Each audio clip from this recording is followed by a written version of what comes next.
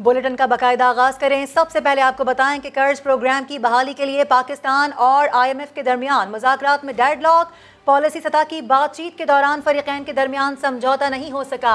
वजीर खजाना शौकत तरीन और गवर्नर स्टेट बैंक वाशिंगटन से न्यूयॉर्क पहुंच गए। बिल्कुल, आपको बताएं IMF बिजली और पेट्रोलियम की कीमतों में इजाफे के बावजूद गैर मुतमईन। IMF को रेवेन्यू और गैस टैरिफ में इजाफे, गर्दिशी कर्जे में कमी का बताया गया। हुकाम ने ऐसे बताया $6 अरब प्रोग्राम के तहत $1 अरब की अगली किस्त के लिए इक्तिसादी जायजे की तकमील जरूरी है। कर्ज प्रोग्राम की बहाली के लिए पाकिस्तान और IMF के दरमियान मुज़ाकरात में डेडलॉक है।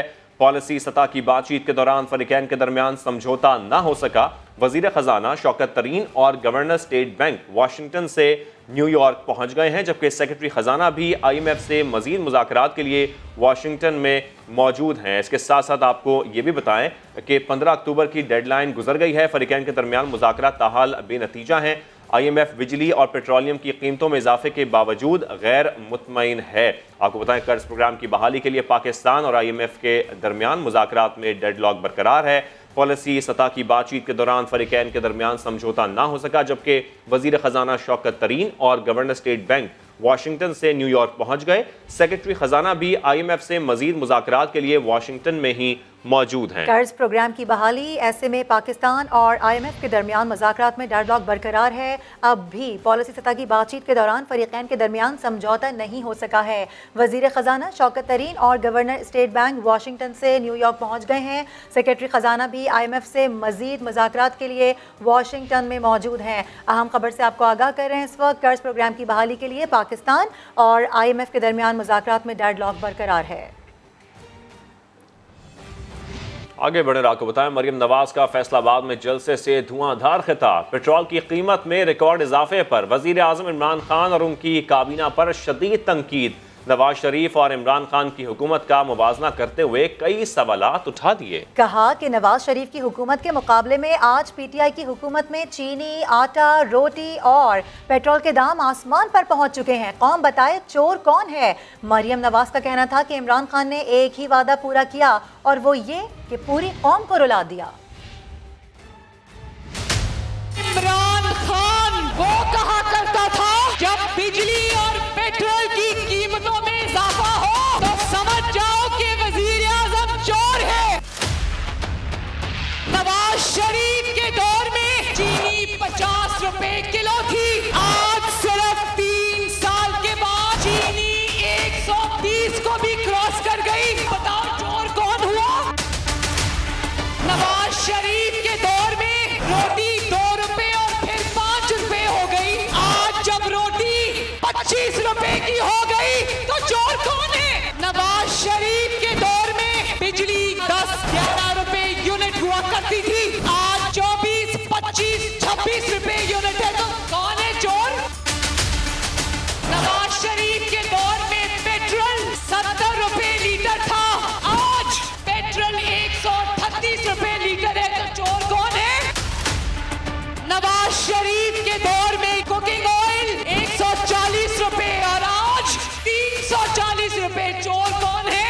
ये इतने बड़े बेहिस लोग हैं, इनके वज़रा अवाम के निवाले गिनते हैं। इमरान खान ने एक ही वादा पूरा किया कि मैं इनको रुलाऊंगा, उसने पूरी कौम को रुला दिया। सब इमरान खान को झोलियां उठा उठा के बददुआएं दे रहे हैं। मरियम नवाज साहिबा फौज को गली चौराहों में डिस्कस ना करें, जूडो कराटे ना लड़ें। इमरान खान कहीं नहीं जा रहे, 5 साल मुकम्मल करेंगे। वजीर दाखिला शेख रशीद कहते हैं नवाज शरीफ लंदन में बैठकर खून के नहीं मगरमच्छ के आंसू रो रहे हैं। बोले पेट्रोल की आलमी कीमतें बढ़ी, इसीलिए पाकिस्तान में भी महंगा हुआ। मरियम नवाज शरीफ जो है वो उसकी तकरीर से इमरान खान का नाम निकाल दिया जाए तो उसमें क्या था। वो इमरान खान की उल्टी गर्दान पड़ रही थी। जिस तरह उन्होंने कल धोबी घाट में फ़ौज को डिस्कस किया, मैं सियासी वर्कर होने की हैसियत से कहता हूँ, जब आप फ़ौज को इस तरह चौकों और चौराहों में और धोबी घाट और मोची डिस्कस करेंगे तो फिर याद रखना सियासत में भी आपके साथ धोबी घाट वाला सलूक होगा। मुल्क में इमरान खान की हुकूमत को 3.25 साल हो गए हैं। आप अब कोई सियासी अखाड़ पिछाड़ करके जोड़ो कराटे करके अपनी सियासी कब्र खोदेंगी। कोई किसी गलतफहमी में ना रहे। पिछले दिसंबर में आपने कहा था अस्सलाम वालेकुम कि इमरान खान जा रहे हैं, कल आपने फिर कहा कल गए, कहीं नहीं जा रहे। इंशाअल्लाह ताला अल्लाह के हुक्म से और नबी के सदक़े में इमरान खान 5 साल पूरे करेंगे। वज़ीर आज़म बनने से पहले वज़ीर आज़म पेट्रोलियम मसनूआत की कीमतें बढ़ने पर माजी की हुकूमतों को निशाना बनाते थे, उसे अवाम पर जुल्म करार देते थे। इमरान खान के कुछ माजी के बयानात आपको सुनवाते हैं। बिजली और गैस के ऊपर टैक्स कम करेंगे, मैं आपको पैसे इकट्ठे करके दिखाऊंगा, लेकिन हम ये बिजली और गैस और डीजल ये महंगे नहीं करेंगे क्योंकि आम आदमी नीचे चला जाता है। आप क्योंकि लोगों को पता नहीं, लोग चुप करके ये जुल्म सह जाते हैं। डीजल और पेट्रोल महंगा होता है, सब कुछ महंगा होता है। ये आपको मैं शऊर दे रहा हूँ सियासी। कभी पाकिस्तान इतना मकरूज नहीं था जितना आज है। ऊपर से लोगों के ऊपर सारा बोझ डाल रहे हैं। पेट्रोल और डीजल की कीमतें बढ़ा दी हैं फिर से। पेट्रोल के ऊपर 20% टैक्स देते हैं आप। ये टैक्स अवाम के ऊपर, आम लोगों के ऊपर पड़ता है। ये गुर्बत कॉज करती है। कर्जे लेने पड़ते हैं IMF से, टैक्स लगाने पड़ते हैं अपने लोगों को, गरीब गुर्बत पैदा करते हैं। और वजीर आजम का मशहूर व मारूफ जुमला आपने घबराना नहीं है। मरियम नवाज ने इस जुमले से मिलते जुलते काफिये पर पूरी नज़म सुना दी। क्या थी वो नज़म, आपको सुनवाते हैं। चंद लाइनों में इमरान खान की 3.5 साल की दास्तान सुन लो।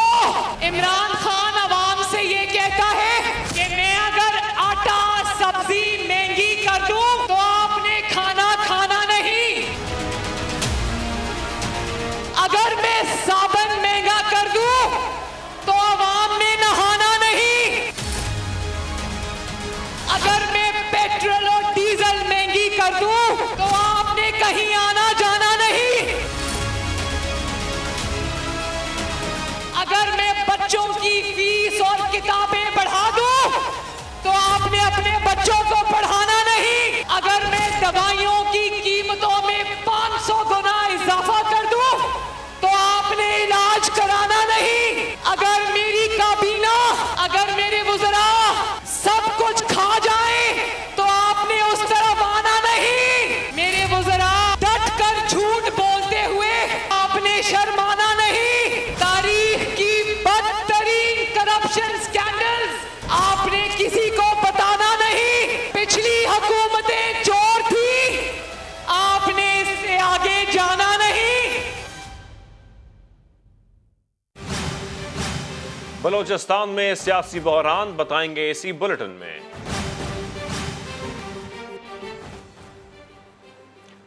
पेट्रोलियम मसनूआत की कीमतों में होशरुबा इजाफा, महंगाई का तूफान आ गया। गरीब का गुजारा मुश्किल तरीन हो चुका है। ट्रांसपोर्ट के किराए भी बढ़ गए हैं। दाल चावल भी महंगा हो गया। मार्केटों में दुकानदारों और खरीदारों में बहस होने लगी है। मुख्तलिफ शहरों की सूरत हाल जान लेते हैं। फैसलाबाद से हमारे साथ मौजूद हैं हमारे नुमाइंदे अब्दुल अहद। लाहौर का अहवाल बताएंगे मोहम्मद अली रजा। शहर कायद से हमें ज्वाइन किया है खुर्शीद आलम ने। और रावलपिंडी से अपडेट ले लेते हैं सदाकत अली से। सबसे पहले रुख करेंगे सदाकत अली का। सदाकत बताइएगा इस वक्त क्या सूरत हाल है रावलपिंडी के लारी अड्डे की? जी, रावलपिंडी में जो लारी अड्डा है यहाँ पर अगर देखा जाए तो गाड़ियाँ और बसें यहाँ पर मौजूद हैं, लेकिन मुसाफिरों की तादाद बहुत कम है। पेट्रोलियम मसनूआत की में इजाफे के बायस जो में जो कराची के यहाँ से रावलपिंडी से कराची का जो किराया है उसमें 200 रुपये का इजाफा हुआ है, जबकि एबटाबाद, मानसरा, आज़ाद कश्मीर, पेशावर और दीगर जो शहरों को जाने वाली गाड़ियाँ हैं उनकी कीमतों में जो है 30 से 50 रुपये तक जो है वो इजाफा कर दिया गया है। जो यहाँ से मुसाफिर हैं उनका ये कहना है कि इतना महंगा पेट्रोल कर दिया गया, अब उनका घर जाना भी मुश्किल होता जा रहा है। इसी वजह से आमदन जो है वो उनकी बड़ी नहीं है, आमदन उनकी वहीं पे है, मजदूरी है नहीं, जिसकी वजह से उनकी मुश्किलात में आए रोज़ इजाफा होता जा रहा है। जबकि ट्रांसपोर्टर्स का ये मौक़िफ़ है कि उनकी गाड़ियाँ जो हैं वो किस्तों पर चल रही हैं, जिसकी वजह से पेट्रोल डीजल महंगा होने की वजह से मुसाफिरों का जो रुख है वो अपने आबाई इलाकों की तरफ नहीं हो रहा, और ट्रांसपोर्ट जो है वो ज़ब्बोहाली का शिकार होती जा रही है। इसी तरह स्पेयर पार्ट्स जो हैं वो भी बढ़ चुके हैं, इसलिए उनका मज़ीद जो है वो ट्रांसपोर्ट चलाना उनके लिए मुहाल होता जा रहा है। ताहम रावलपिंडी के जो अड्डे हैं यहाँ, जिनमें फैज़ाबाद, पीर वदाई, पेशावर मोड़, समारडा, जहाँ पर अगर देखा जाए तो गाड़ियों की तादाद तो वहाँ पर मौजूद है, ट्रांसपोर्टर्स भी बैठे हुए हैं, ड्राइवर्स भी हैं, दीगर अमला भी है, लेकिन मुसाफिरों की तादाद जो है वो इंतहाई कम है और ज़्यादातर लोग जो है वो सफ़र जो है वो अपने आबाई इलाकों की तरफ नहीं कर रहे, क्योंकि किराए में जो इजाफा कर दिया गया, जिसका अभी तक सरकारी तौर पे कोई नोटिफिकेशन जारी तो नहीं किया गया, लेकिन ट्रांसपोर्टर्स ने अज खुद जो है कराची के किराए में बढ़ा दिए हैं। ठीक है, आप हमारे साथ ही रहिए। इसके साथ साथ हम रुख करते हैं कराची का। खुर्शीद आलम हमारे साथ मौजूद हैं। खुर्शीद आलम, बताएं आप लियाकताबाद की मार्केट में क्या सूरत हाल है इस वक्त? सबसे अहम यह है कि यहाँ भी जो ख़रीदार मौजूद हैं उनको वज़ीर ख़जाना के उस बयान के अमली सूरत इख्तियार करने का इंतज़ार है कि सब्सिडी मिलेगी, चीज़ें सस्ती होंगी, लेकिन यहाँ पर मामला बिल्कुल उल्टा हो गया। हुआ यह है कि सबसे अहम तरीन सूरत हाल इस वक्त ये है कि जो यूटिलिटी स्टोर्स हैं वहाँ पर ब्रांडेड घी और तेल की कीमतों में 30 से 40 रुपये फ़ी किलो का इजाफा हो चुका है। और ये यूटिलिटी स्टोर्स की बात कर रहा हूँ जो सरकार के डायरेक्ट कंट्रोल में है, वफाकी हुकूमत के। और इसके अलावा यहाँ पर हमारी बात हुई मुख्तलिफ दुकानदारों से, उनका ये बताना है कि घी और तेल की कीमत जो रिटेल प्राइस है उसमें कम से कम 20 से 30 रुपये इजाफा कल से होने जा रहा है। और यही सूरत हाल है कम से कम उन अजनास की जो गरीब आदमी की अजनास समझी जाती थी कि दालें, उन दालों की कीमत में भी 10 से 20 रुपये फ़ी किलो इजाफे की नवीद सुना दी गई है। और सबसे अहम तरीन बात यह कि जो गर्म मसाले हमारे खानों में लज्जत और जायका पैदा करते हैं उनकी कीमत भी बढ़ने वाली है, क्योंकि ये गर्म मसाले इम्पोर्ट होते हैं, दरामद होते हैं। खुर्शीद आलम, यानी आप ये बता रहे हैं कि जो ओवरऑल सिचुएशन है वो अच्छी दिखाई नहीं दे रही है। अली रज़ा, आपकी जानिब आऊँगी, लाहौर से आप हमें अपडेट कर रहे हैं, बताइएगा वहाँ पर मार्केट्स में क्या सूरत हाल है, कौन सी चीज़ पर कितने दाम बढ़ गए?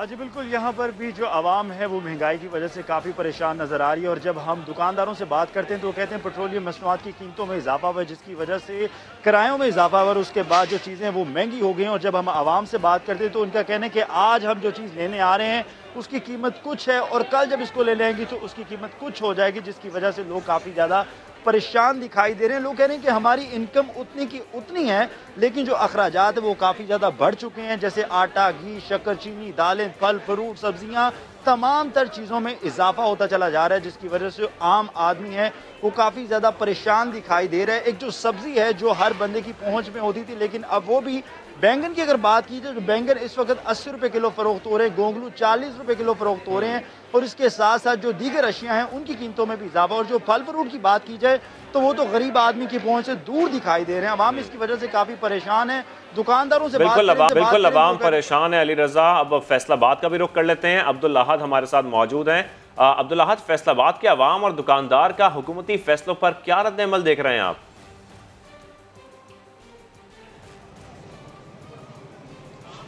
जी, इस वक्त मैं फैसलाबाद की गल्ला मंडी में मौजूद हूँ। जो पहले कहा कि गरीब की दाल रोटी चलती रहनी चाहिए, अब वो चलती नजर नहीं आ रही, क्योंकि पेट्रोलियम मसनूआत की कीमतों में इजाफे के बायस रातों रात दालों की कीमतें जो हैं उसके अंदर होशरुबा इजाफा हो चुका है। अगर हम सिर्फ दाल चना की बात कर लें, इसकी कीमत पहले तकरीबन 130 रुपए से 135 रुपए मार्केट में मिला करती थी, जो अब बढ़कर 180 रुपए तक जा पहुंची है। इसी तरह सफेद चना, दाल माश, दाल मसूर, इन सबकी कीमतों के अंदर तकरीबन 35 से 40 रुपए और बहुत सारी दालें ऐसी हैं जिनकी कीमतों के अंदर 50 रुपए तक इजाफा हो चुका है।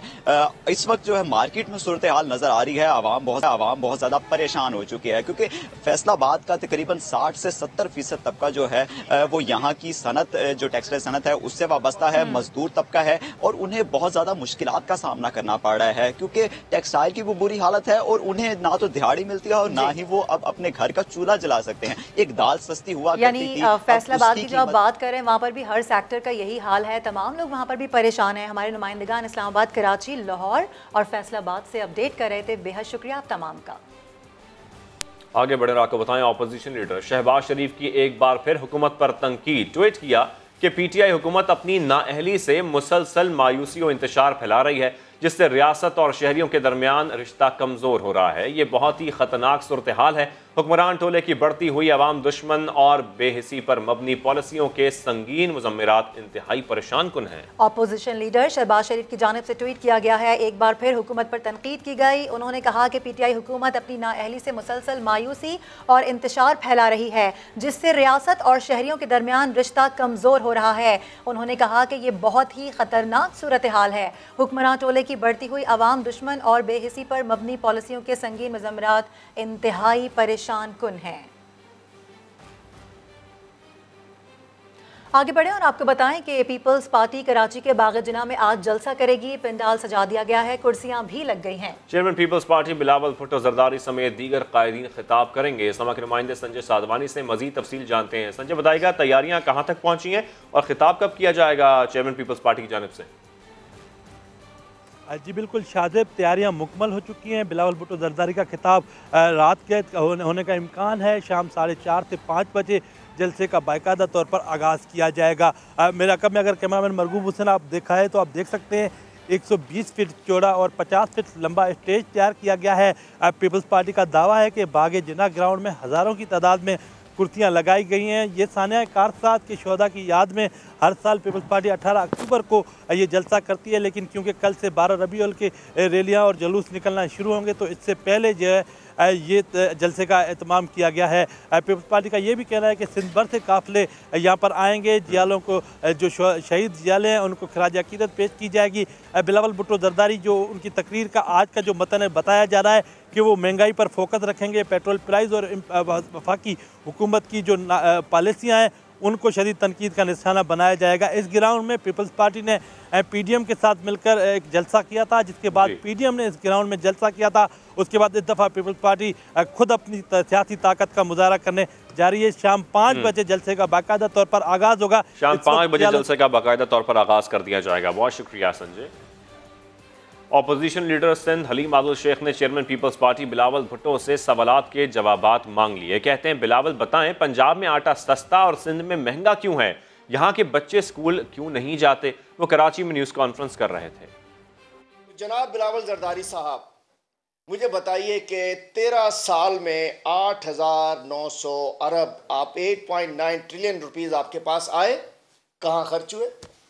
13 साल में 1400 अरब की करप्शन आपने की, ऑडिटर जनरल कहता है क्यों की?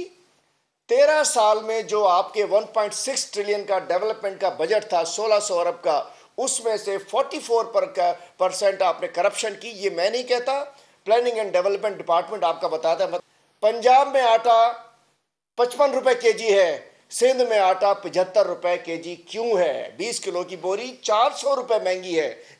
85% अवाम सिंध में गटरों का पानी पीते हैं। बिलावल साहब जवाब दीजिए, कैसे पीते हैं?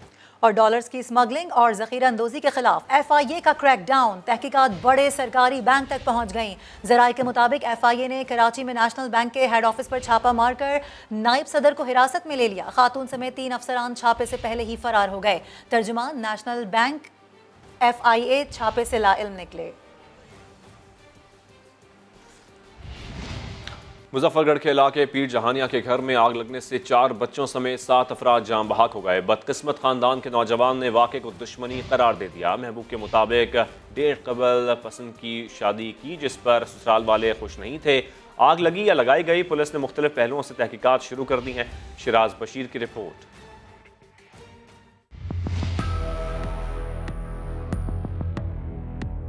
मुजफ्फरगढ़ में कयामत बरपा, पुरस्रार आग ने हंसता बसता घर उजाड़ दिया।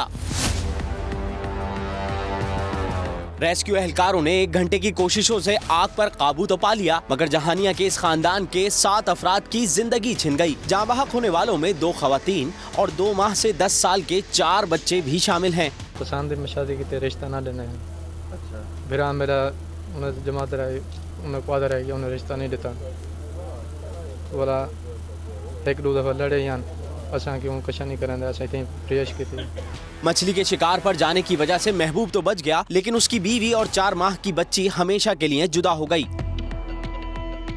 1:30 बजे एक वकूआ हुआ है बड़ा नाक किस्म का, और लवाहिकीन जो है वो एक शुबा जाहिर कर रहे हैं खानदानी दुश्मनी का। पूरी कोशिश कर रहे हैं कि इनके यहाँ हुकूमत पंजाब की तरफ से जितनी हो सके इमदाद करेंगे, कानूनी भी और माली भी इंशाअल्लाह। विदिन 15 मिनट्स जो आग लगी हुई थी एक घर में, रूम में, उसको बुझा दिया गया, मगर ऑलरेडी जो लॉस था, लाइफ लॉस, वो हो चुका था और 7 लाइव्स इस इंसिडेंट में चली गई हैं, जो कि अब इस वक्त हमने DSQ में शिफ्ट कर दी हैं।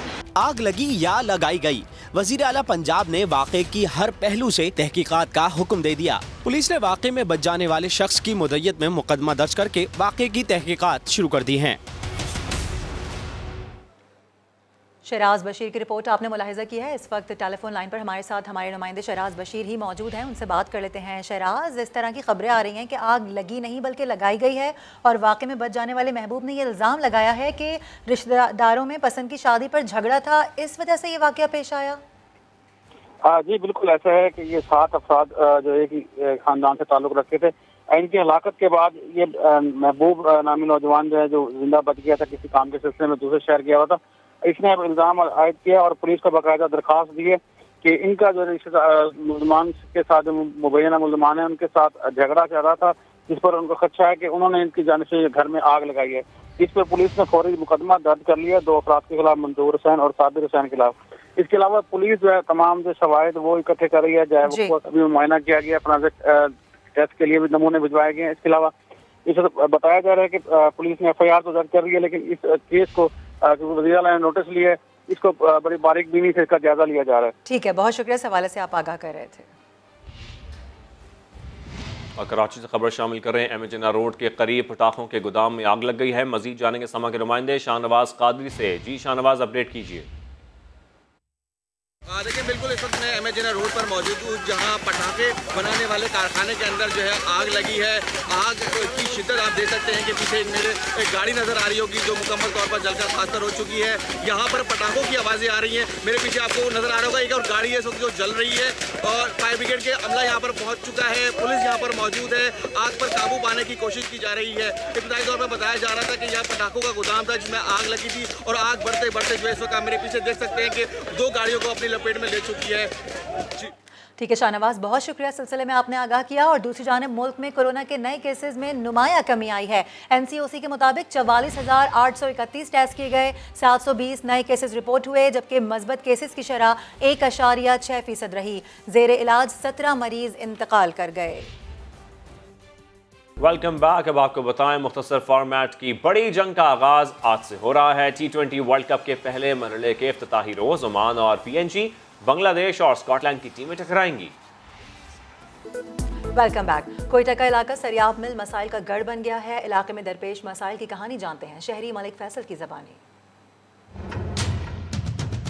मेरा नाम मलिक फैसल लेडी है, मैं सरियाब मिल का रिहायशी हूँ और हमारे इलाके के मसले मसाइल आपके सामने हैं।